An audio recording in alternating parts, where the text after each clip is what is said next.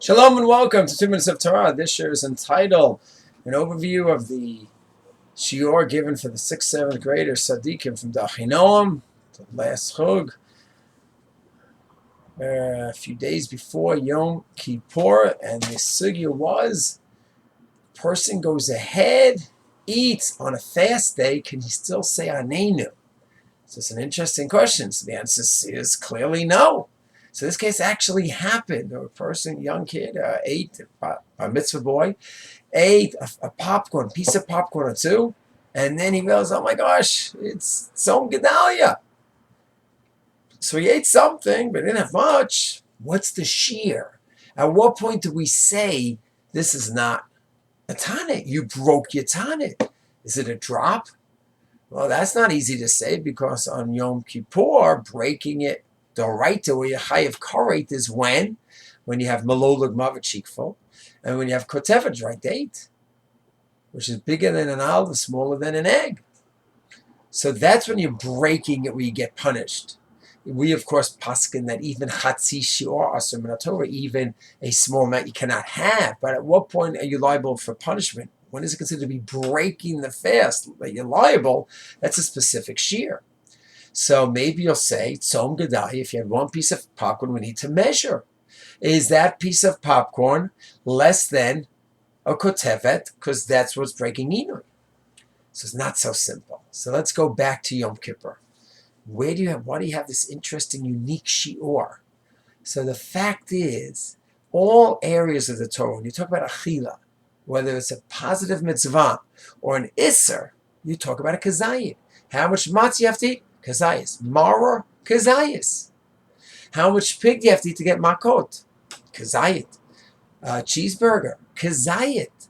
Kazayit is what is achila in halacha. That's the normal assumption. So then that should be the assumption by Yom Kippur. So the halacha is that on Yom Kippur, the punishment is not for having an achila on Yom Kippur. It's for breaking your state of inoy affliction. And when do you break the state of affliction? So where we have halacha Moshe Sinai, that of course you still want to eat even more, that even after you have the kotevet, that's true. But you go from a state of total affliction, I'm starving, and I'm not starving now. And at what point do we say that there's that break? Halacha Moshe Sinai is kotevet, that amount. It's a breaking of the inoy.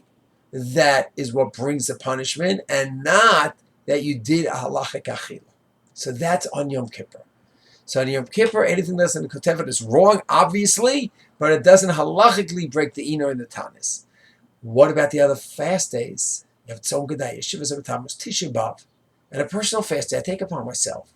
So when it comes to a personal fast day that I take upon myself, in Taf Kuf Samech Chet, the Shulchan Aruch writes, if I had a kezayit, I broke it, I can't say Anainu. I have to redo my fast. That's why I took a fast upon myself. The Shulchan Aruch doesn't talk about the other fast days, what to do. However, the Bihalach and Tafkuf from Nandalid does say when there was an outbreak in the towns in Europe, if you had to eat, you'd have up to kotevet, shiurim. Normally we don't do shiurim on Tisha B'Av, but some want to say the case was you weren't sick, but you may have become sick to avoid it. So in that case you do shiurim. But what does he say, the Bialacha? Up to kotevet. So some poskim want to say, it's not so clear. Everyone agrees kotevet is what breaks Yom Kippur. Everyone agrees that on the Taanit Yachid it's kazayit. And then the 4 other fast days, some say it's koseves agasa like Yom Kippur. They fashion those rabbinic Rabbanan days after Yom Kippur.